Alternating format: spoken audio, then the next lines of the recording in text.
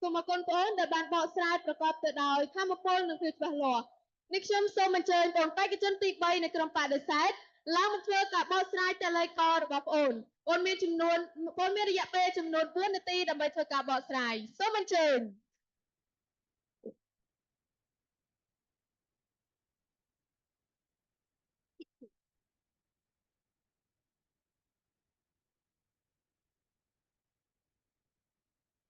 ក្នុងតលហេតុការណ៍ទី1របស់មិត្តក្រុមស្វាប់បានលើកឡើងអំពីក្រុមគ្រួសារចិត្តក្នុងសម័យកូវីដ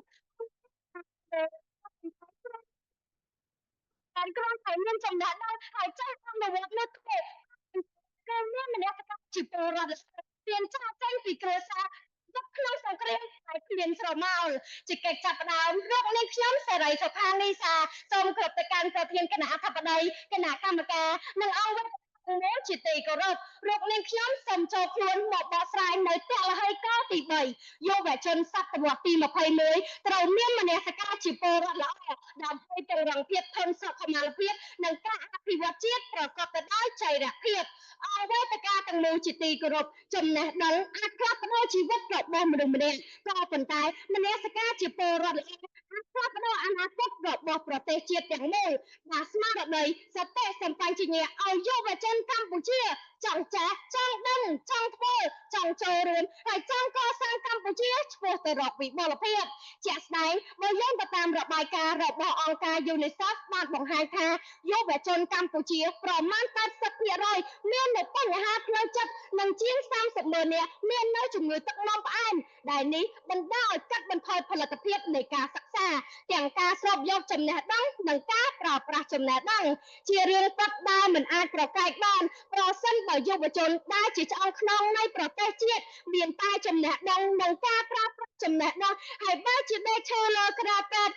ងាកកើតជំងឺ depression ទៅវិញដូច្នេះតើកម្ពុជាអាចធ្វើទៅរកវិបុលភាពដោយរបៀបណាទៅអង្គវេទិកាទាំងមូលជាសក្ខីភាពបើយើងក្រឡេកទៅមើលក្នុងដំណើរដែលប្រទេសកម្ពុជារួចផុតពីរបបខ្មែរក្រហមវិញម្ដងសម្បត្តិតេជោហ៊ុនសែនរួមជាមួយនឹងយុទ្ធមិត្តដ៏ស្មោះត្រង់ចំនួន4រូបបានចាកចេញពីក្រុមគ្រួសារតស៊ូដោយបាត់ដៃទទេយកជីវិតជាដើមទុនផ្លាស់ប្ដូរជោគវាសនារបស់ប្រទេសកម្ពុជាទាំងមូលអ្វីត្បិតតែជួបឧបសគ្គក៏សម្ដេចនៅតែបន្ត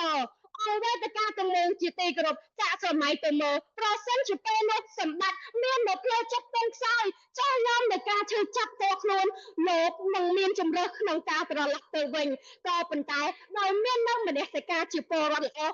ផ្សំជាមួយចំណេះដឹងនិងការអនុវត្តលោកក៏អាចរំដោះប្រទេសកម្ពុជាចេញពីរបបដ៏ខ្មៅងងឹតមួយនេះនៅថ្ងៃទី7ខែមករាឆ្នាំ1979ម្យ៉ាងវិញទៀតកាលពីថ្ងៃទី15ខែមិថុនាឆ្នាំ2026សម្បត្តិធិបតីនាយករដ្ឋមន្ត្រីក៏បានលើកប្រសាសន៍ផងដែរថាកសាងធនធានមនុស្សមួយសំខាន់សម្រាប់ប្រទេសជាតិធ្វើយ៉ាងណាឲ្យម្នាក់ពោពេញទៅដោយសុខភាពល្អព្រោះថាមានសុខភាពល្អទេចំណេះដឹងនិងបំណិនក៏មិនអាចប្រើប្រាស់បានទេដែរដែលនេះគឺស្របទៅតាមយុទ្ធសាស្ត្របញ្ចកោណដំណាក់កាលទី1ការលើកកម្ពស់សុខភាពនិងសុខុមាលភាពរបស់ប្រជាជនរកសេចក្តីមកយុវជនសតវត្សទី21មានចំណេះដឹងហើយក្តីចេះអនុវត្តហើយក្តីក៏នៅតែមិនទាន់គ្រប់គ្រាន់ដែរគឺត្រូវតាមមនសិការជាពលរដ្ឋយើងជាមួយគ្នាខុសគ្នាទៅបាននោះទេជាចុងក្រោយនាងខ្ញុំសូមសំណូមពរទៅកាន់យុវជនសតវត្សទី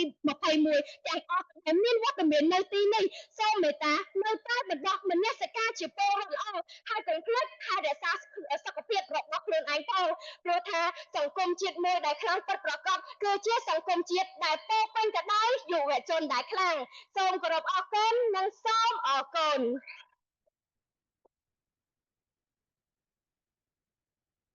អរគុណបងដែលបានបកស្រាយបានយ៉ាងក្បោះក្បាយអង្គវេទិកាទាំងមូល